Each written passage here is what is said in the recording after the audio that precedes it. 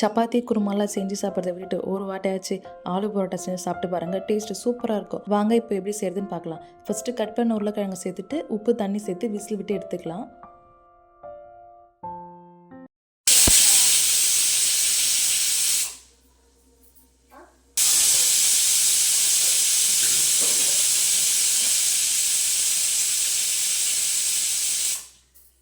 உருளைக்கிழங்கு நல்லா விசில் வந்துருச்சு. இப்போ ப்ரெஷர் போட்டோம். அதுக்குள்ளேயே நம்ம மாவு பிசைஞ்சு வச்சிடலாம். நான் இன்றைக்கி 1 கப் மாவுக்கு 1 கப் தண்ணி உப்பு சேர்த்து பிசைஞ்சிக்கலாம். லைட்டாக ஆயில் சேர்த்துக்கோங்க. ஆயில் சேர்த்தா மாவு ரொம்பவே சாஃப்டாக இருக்கும். இல்லைன்னா மில்க் கூட சேர்த்துக்கலாம். நான் இன்றைக்கி ஆயில் தான் சேர்த்துருக்கேன். நல்லா பிசைஞ்சு வச்சு 15 மினிட்ஸ் ஊற விட்டுடலாம். மாவு நல்லா 15 மினிட்ஸ் ஊறட்டுங்க. நம்ம அதுக்குள்ளே உருளைக்கிழங்கு தோல் ரிமூவ் பண்ணிவிட்டு மசாலாவுக்கு தேவையான வெங்காயம் கட் பண்ணிவிட்டு மசாலாவும் செய்ய ஸ்டார்ட் பண்ணிடலாம்.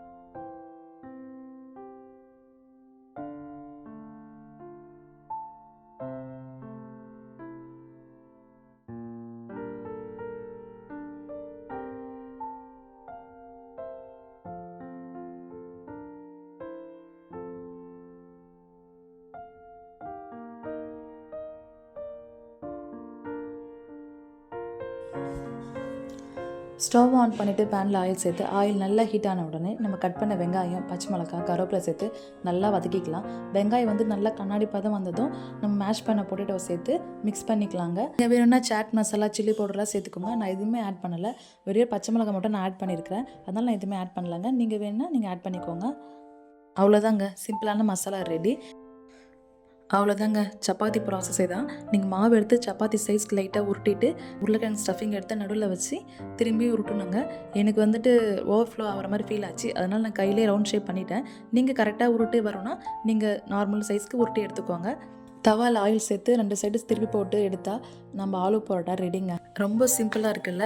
கண்டிப்பாக செஞ்சு பாருங்கள். உங்கள் குழந்தை விரும்பி சாப்பிடுவாங்க. அப்புறம் அடிக்கடி கேட்பாங்க. இதுக்கு சைட் டிஷ்ஷாக எதனா செய்யணும்னு சொல்லிட்டு ஒரு அவசியமும் இல்லை. எதுவும் யோசிக்காதீங்க. கேர்டு இருந்தாலே போதும். Best combo. கண்டிப்பாக ட்ரை பண்ணிவிட்டு எப்படி இருந்துச்சுன்னு மறக்காமல் கமெண்ட்ஸில் சொல்லுங்கள். நம்ம நெக்ஸ்ட் வீடியோவில் பார்க்கலாம். பாய்.